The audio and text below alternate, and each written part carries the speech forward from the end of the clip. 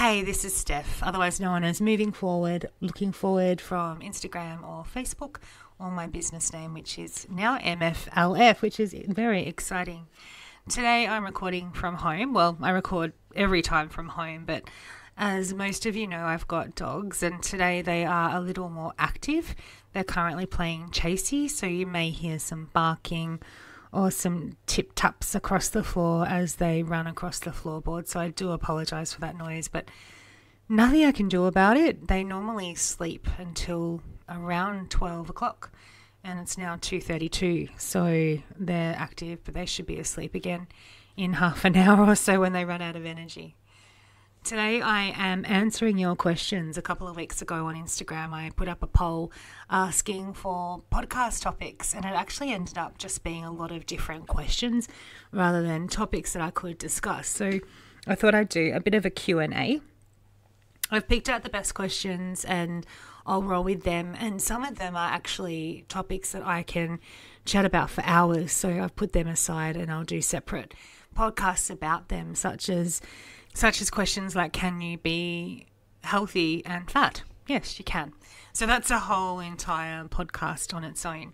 But before I begin, I always let you know that I'm not a GP. I'm not a psychologist or a psychiatrist, dietitian or nutritionist. I'm merely just sharing my experiences and my journey. And obviously, if you feel as though you'd benefit from chatting to a professional after hearing anything I've spoken about today, please do so, because my advice is not professional advice. It's based merely on my personal experiences. Let's get started. I'm not going to name the names of the people who sent me the questions. I am just going to read out the question and I will answer it. First question: how do you set goals, and what are some goals you currently have? When I set goals, I make sure that they're realistic. So I would never, ever set a goal saying I'm going to run a half marathon next week.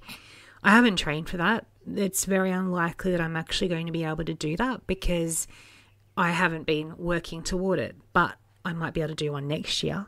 So if I was looking at setting a short-term goal to be able to get to my long-term goal of running that far, I might say I would like to be able to run a kilometre in the next 2 weeks or something along those lines. So I remember when I was trying to lose weight, the millions of times I've tried and failed, I would set myself goals of losing a kilo a week. First week I might lose 1.5 or 2 or something like that, but then I'd put it all back on and then I'd failed, which then meant I would stop. So I'd lose interest because I wasn't able to achieve that goal, and I wouldn't want to do it again because I just didn't want to end up disappointed. So now when I set my goals, I make sure they're things that I know I can do. One of my goals that I currently have is to run a half marathon next year in July at Run Melbourne. So I've got plenty of time to train for that. I've got 10 months. I have actually started training. And I know some people might think, oh my God, well, you've got such a long time to train. Why are you starting now? It's because I can't run 5Ks without stopping yet. I can run 1.3 to 1.8 Ks on a good day without stopping, but I'd like to be able to run 5 without stopping. So yes, I am training and I am running for it, and I'm doing everything I can to be able to reach that goal because I want to be able to achieve it come July next year. Another goal that I've got at the moment, which I announced on my Facebook and Instagram a couple of days ago, was I want to compete in a bikini /bodybuilding /fitness competition, and I aim to do that in 2021. The reason I've set that as such a long-term goal is I have still got a lot of weight to lose. So I've got around about 65 kilograms to lose before I get to my goal. I'd like to be around about 85 to 90 kilos. That's my initial goal anyway. And I need to build muscle. So by having that long-term goal, I have got several months to be able to plan toward it. And it's something that will keep me on track. So whilst it's ages away, every time I think about eating a cupcake, I will think, oh, hang on, you want to be walking on a stage in a bikini in 2021, so maybe don't eat the cupcake. So my mind is now geared to be able to think that far ahead. It never used to be, but it's come with practice and habits and being able to see that I've been doing this now for nearly 2 years, so it's very unlikely I'm going to stop anytime soon. And by setting goals that far ahead, then I'm going to be able to obviously keep on track and look toward my vision of having such a long-term goal. I don't have many other goals at the moment. I do want to continue to lose weight. I want to continue to build muscle. I am considering joining another challenge. This one's not through my gym, but I found I did really, really well with the challenge I recently did with my gym, the YNB challenge, the On New Beginning challenge. I really enjoyed it, and I got some incredible results, and actually being able to have that period of time, that 8 weeks, to know I had to do everything I possibly could, really helped me keep on track. So that's something I'm considering doing at the moment, is starting another challenge. So that's a goal that I've got. Next question. How have you managed to keep going without your lap band not working? How do you lose kilograms? I was really annoyed when my lap band stopped working, and I have actually recorded a podcast about my weight loss journey, but long story short, for those who don't know, I had a lap band in 2010. It had to be fixed in 2011. I put on most of my weight, well, actually all of it, from the day that I had my surgery, plus a little bit more. And when I started on my weight loss journey almost 2 years ago, I went to get my lap band filled a couple of months after I started, because I thought, you know what, I've got this tool, I've got my lap band, I may as well use it. I went to have it filled, and having it fill is the way the lap band works. It stops me from being able to eat as much food, and it makes the food go down through my stomach slower. So when they went to give me the fill, they told me that they could, but they'd have to put the needle through my back. And I'm like, oh, that doesn't make sense. Then he told me my port had flipped again, which means my lap band doesn't work. So I have no fluid in my lap band. The only purpose my lap band serves is I don't feel hunger as much as what I would if I didn't have it. Other than that, I can eat anything, and I can eat as much of it as I want. So how have I managed to keep on going without my lap band not working? I just have.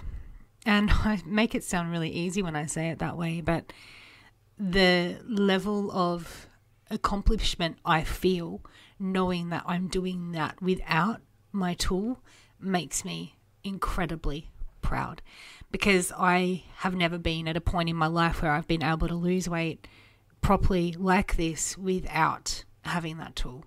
So whilst I am considering getting my lap band fixed at some point, merely because I am getting pain from where the port has fallen off the wall, it's like a pinching pain. I can't do any ab work or anything like that. So that's the only reason I'm thinking about getting it fixed. But would I use it if it was fixed? Probably not. Would I lose weight quicker if it was fixed? Yes. I would lose a lot of weight very, very quickly. But I'm enjoying just going along for the ride, doing it slowly, slow and steady. My skin has time to shrink. It has time to keep up with the rest of my body. And how do I lose weight without my lap band? I watched how many kilojoules I have a day. I watch my portion sizes. I try and drink 3 liters of water, and I exercise, and I make good choices. So pretty much what people already know about losing weight is what I'm doing. And it's not easy. It is hard, and it is time consuming, and it's doing the same thing every single day. But I feel really accomplished being able to do something like that. Next question. I would love to hear about some of your biggest struggles when you were at your heaviest. Normally when I do a podcast, I write down a couple of notes to keep me on track, but I thought I'll be right just reading questions, and this one came up and I thought maybe I should write a couple of notes, but I think I'll just talk and see how I go. At my heaviest weight, I was 243 kilos, and some of the struggles that I came up against were things that people probably don't even think of. For example, if I got my car fixed, I wouldn't fit in the loan car. I literally would not be able to get in that loan car. Yeah, it was a small loan car, but I couldn't fit in it. Like, my stomach wouldn't get in the car. Even if I had a bigger loan car, the seatbelt wouldn't have fit me, so I wouldn't have been able to drive it legally. That was probably one of my biggest struggles. Not being able to put shoes on is also something I took for granted, because now I can just chuck my runners on and, do them up and whatever, I'm out the door and I'm off. But when I was at my heaviest, I couldn't do that. I used to wear thongs or Crocs, and I used to be uncomfortable for a lot of the time because obviously I'm heavy and I haven't got a lot of padding under my feet. So my feet would constantly hurt, and I also had lymphedema. And lymphedema is swelling, so fluid retention in the ankles. And I was really, really sore, and I was really uncomfortable, and that was tough. Things like not being able to fit in my shower.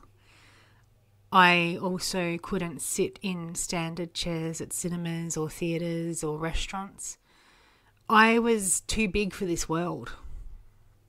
And when I say it like that, it actually makes me feel really miserable, because the world should accommodate everyone, but sometimes you're bigger than what the world can accommodate. And it was tough. Finding clothes was virtually impossible. I used to break beds.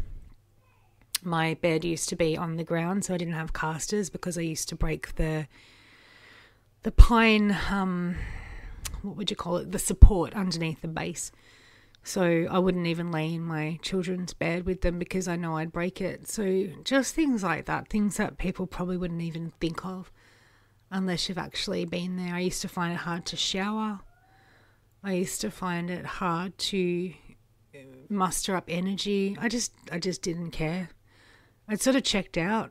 And I think that when I think back now to how I felt, I can't remember how bad I felt, but I know how good I feel now. So it's not a place I ever want to be back at, but I'll never bag myself for being there. I understand how I got there, and I accept how I got there, but you'll never see me say on one of my Transformation Tuesday posts, oh my gosh, I'm fat and ugly and I'm disgusting. I'm not, and I wasn't. I was in a really, really tough place. And I'm just proud of myself for making a decision to do something. And I am proud that I was able to live in a world that couldn't accommodate me for the length of time that I did, because there are a lot of times when I didn't want to be here because of how big I felt and how isolated I was and how I was often feeling ostracized. I didn't feel accepted. Walking out the door, being stared at, being picked on, having things shouted out at me, things thrown at me, it was just a really horrible place to be in. So yeah, I think the struggles of being that size are mental and physical. And yeah, there you go. I wish I'd written notes on that, because I probably wouldn't have gone into as much depth as I did. Next question. Hi, can I talk to you about how to go to the gym without feeling self-conscious? This is a question I get asked all the time, and my answer probably sounds really simple, and I know it's not, but just go. And when I say it like that, I know that it's probably taking out all the struggles that I've gone through in doing that as well, because there was a time when I didn't want to go to the gym. The way I used to get over that was I would walk in with my headphones in my ears and I would focus on what I was doing. I wouldn't look at people. I wouldn't talk to people. I would just go in there and do my thing and be there for my own purpose. I didn't have anyone to go to the gym with. It was just me. There was a time when someone took a photo of me on the bike at the gym, and I was also called a whale when I was in the water. But I did report both of those things. This was years ago, and those members were dealt with because they could identify who they were. But the world isn't a very nice place, but if you're at the right gym, it will be one of the most supportive places that you've ever been to. If you're able to find a friend to go with you, go with a friend. If you would prefer to have a personal training session to begin with before you start exercising on your own, do that, because that's a way of getting into it as well. The personal trainer will be able to show you around, talk you through the classes that are on, give you a really, really good induction to the gym and help you feel a bit familiar with it. If you don't want to go there and exercise, go there and have a coffee if they've got a cafe. Go there and sit and read a book, get used to the environment and the feeling and the vibe, and get used to the atmosphere. But one thing a lot of people have noticed when I share my workout videos is that no one's watching me. They're all watching the instructor, because they don't care about what I'm doing. They care about what they're doing. And you'll notice that when you go on the treadmill as well, if you look over into the section where everyone's working with weights, they're not watching you. They're watching their body in the mirror, not because they're up themselves, but because they're wanting to focus on their technique. They're wanting to make sure they're lifting equally on equal sides and it's balanced, and that they're doing their weights correctly so they don't injure themselves. They're probably also checking themselves out because, gosh, they work hard to look like that. But no one cares about what you're doing. And if they do, you tell someone about it, because gyms are not an environment for anything other than being supportive. Group exercise classes, are fantastic for people who feel nervous. Yeah, it's scary going in on your own, but do what I do. Go in there, stand up the back, get there early, get there a few minutes early, make small talk, chat to people. You'll find people who've been in there for years. You'll make new friends, and you'll find people that are there for the first time as well. And the instructor should introduce themselves as well at the beginning and ask if there's any new people there, because they also like to suss out any injuries and explain how the class works. So you can put your hand up and you can have a look at other people who put their hand up too. And if they're new, go and say hi. Pretend you're a kid again, you're in kindergarten, you want to play with someone. Hey, my name is Steph, how are you? Maybe don't be creepy and offer them some of your sandwich or share a lolly snake with them like you would in kindergarten, because we don't do that as adults. Maybe I should try. But make some friends. Be brave. It's hard. I get that. It's scary, but life is scary and new things are scary. And if they weren't scary, they wouldn't be worth doing. And I think even now there's a couple of classes I haven't done at my gym, and I still feel scared when I walk into them. And a lot of people there know me, and a lot of the instructors know me, but even in classes that I've done before, and I know that none of my friends are going to be there, I do feel nervous, because I'm like, oh my God, I'm going in on my own. But you get to know the instructor and you get to know the music, and then you just look like you're incredible and you've been every single class and you feel confident. So just go and do it. You might enjoy it, you might not, but you won't know until you've actually tried. Also, if you're not keen on walking outside, or you don't want to leave your house for whatever reason, there's a lot of reasons why people wouldn't want to do that. You're able to have a look at heaps of different exercise on YouTube. Also, use your backyard, use your lounge room. There's heaps of different ways you can exercise. You don't have to go to a gym to exercise. There's other ways that you can start getting into shape so that you feel a little bit more confident. And it all starts when you decide that you want to make a change. How big the change is up to you. But if you need to start small, start small. That's better than not starting at all. Next question. How did you stay on track when you were feeling depressed? This is a really hard question, because what works for me might not work for others, but I think of it this way. I split my life up into 3. It's probably a really simple way of putting it. But I've got my eating, and I've got my exercise, and I've got my mental health. And I will focus on those elements at different times. So if I'm not feeling great mentally, I will drop the physical. If I'm not feeling great physically, then I focus a little bit more on the mental to work out why I'm not feeling that great. The only component I try not to skip on now is the food, because if I'm not feeling great mentally and physically, it's really highly likely I'm going to overeat. So I try not to do that, because I don't want to do that. But I don't focus on everything, I suppose is what I'm saying.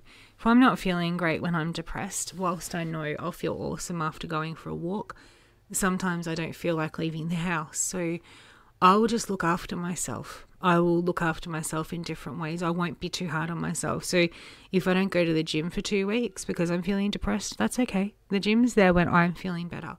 But as long as I'm not beating myself up about not going, and as long as I'm not sitting at home eating burgers and chips and chocolate, if I do, that's okay, just as long as I don't eat all of the burgers and all the chips and all of the chocolate. But I'm just really gentle on myself, and I don't stay on track 100%. 100% for me is being really disciplined with my food and disciplined with my workouts and things like that. And I can't do that when I'm not feeling well because I'm not feeling 100%, therefore I can't give 100%. But I will do as much as I can, and that's enough for me. So anything that you've taken out of what I've just said, be gentle on you, because there's enough things in this world to make us feel awful about ourselves. We shouldn't be one of those things that make us feel that bad. Question: pain and getting over it. Now, I'm not sure if this person meant physical pain or emotional pain, but I can talk about both. Physically pain, yeah, I hurt. I don't hurt as nearly as much as I used to. So when I first started working out, oh my God, I was sore. Like I couldn't sit down on the toilet. Now, if I can't sit down on the toilet, I know I've worked really hard and I know I've pushed myself to my limits. There's certain things that I can't do like other people. For example, squats. I can't squat as low as someone else, but I can squat lower than I used to. And if I squat lower than I used to now, I get sore. So physical pain, if you're in physical pain while you're working out, you shouldn't be working out. That's not right. Exercise shouldn't be painful. And once again, I let you know I'm not a GP or a osteopath or anything like that at the moment. I'm just going from what I know. But if you're feeling sore or something twinges, stop.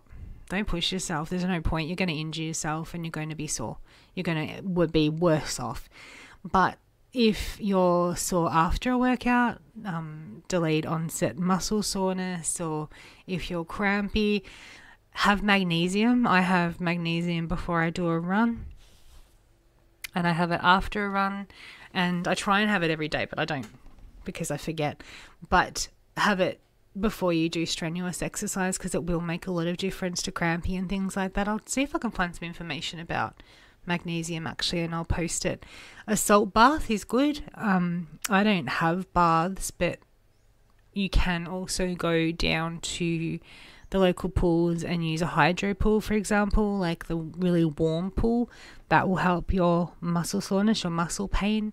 Seeing an osteo, seeing a physio, chatting to your doctor, also chatting to your PT and asking them why you're feeling like that. Because like I said, you shouldn't be in immense pain. But the one thing I've learnt about being stiff and sore the day after a workout is I don't stay sitting down, because then I'm going to be much worse. So how I get over it is I don't stop. Obviously, if I'm in pain, then I do stop. But if I'm just sore because I've worked really hard, I don't stop. I keep going. I'm going to be worse if I do stop. Emotional pain, I'm not really sure if that's what that person meant.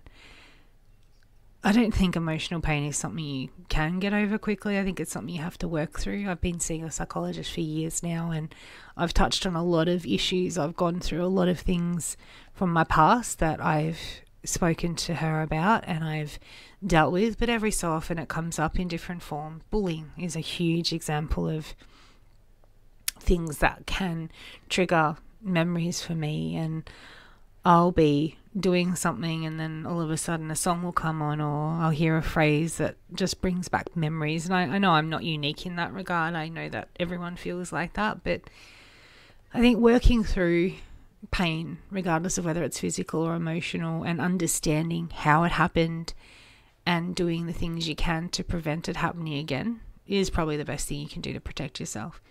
So with physical pain, magnesium and osteos and physios, like I said. Emotional pain, if there's someone in your life that's causing you pain, work out different ways of dealing with them or cut them out. And I know that's hard as well. I've had to do that.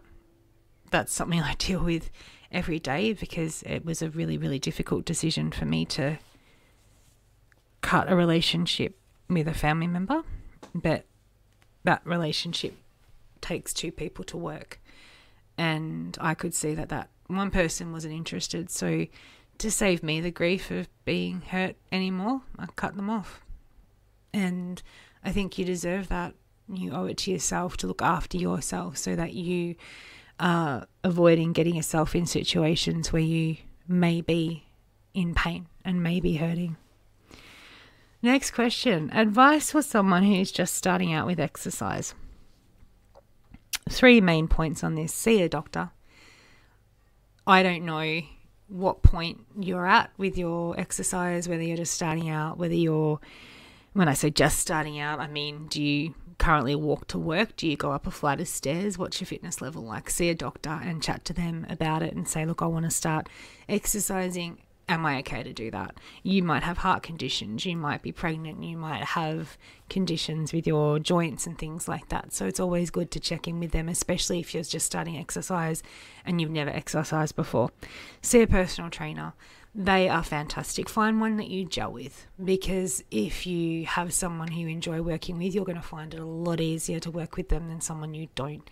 Find someone who has your best interests at heart and wants to see you be able to achieve your very best, and who takes time to put programs together for you, and it keeps you busy and keeps you interested and gives you surprises. When I see my PT, I have no idea what he's going to have in store for me, and it keeps it exciting and engaging, and it's fun.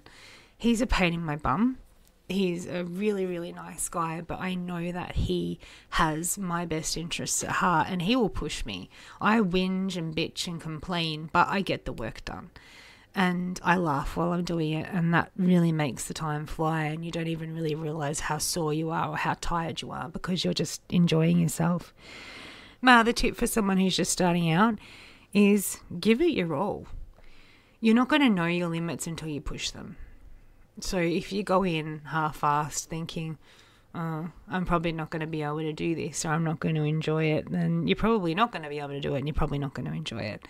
Have a positive attitude and give it everything that you've got, because there's no point in going if you're not going to put in what you didn't think you had. And every time I work out, I never, ever regret a workout that I've done. I always regret the workouts that I didn't do. I don't always feel like going to the gym. There's some days I just cannot be bothered. The way I get there is by getting dressed to go, and I go. And once I'm there, I can get my stuff done. And I don't always feel like getting my stuff done, but once you're standing in the middle of the gym and the treadmill's there and the cross trainer's there and the battle ropes are over there, you're like, okay, I'm just going to do 5 minutes on the treadmill. Turn that 5 minutes into 10 if you can. Turn that 10 into 15. Then go on the cross trainer, start with 5. Turn that 5 into 10. Turn that 10 into 15. Just push yourself. And even if you're able to get a 20-minute workout in, it's better than the nothing that you were going to do before you didn't go. If you're going for a walk outside, make sure you pick somewhere that you can't turn around and go home. So I've done that a couple of times. I'm like, oh, I'll just go for a walk around the block. Yeah, I get around the block and then I go and sit on the couch because I can't be bothered anymore. But if I go around the big block, my big block is like 3.8 Ks or something. Once I'm halfway around, I can't just turn around and go home because I'm going to be walking the same amount if I'd walk the whole thing anyway. So don't give yourself an out. Don't put yourself in a position where you're not going to be able to do that. Like actually get out of it, because that's self-sabotaging, and I think we all do it at different stages. The other thing is do things you enjoy. There's no point in doing something you don't like. Like I hated running when I first started exercising, couldn't stand it. I love it now. But if you're doing something you enjoy, you're going to stick at it. It's more likely you're going to keep going back and doing it again and again and again. And try new things always. So I recently started doing belly dancing. It's so much fun. It's so hard. And I'm in pain when I finish because I've worked muscles I didn't even know I had. But I also love things like Zumba, and I love Shabam, and I love aqua aerobics, and I really enjoy MetaFit. I wouldn't have known I loved any of those things unless I tried them. So give something a go. Try something new, because unless you do that, you're not going to stick with it. If you're doing something you hate, it's unlikely you're going to go back. Last question is, how do I keep going? That's probably a whole podcast on its own, but I keep going because I know I don't want to go back to where I was.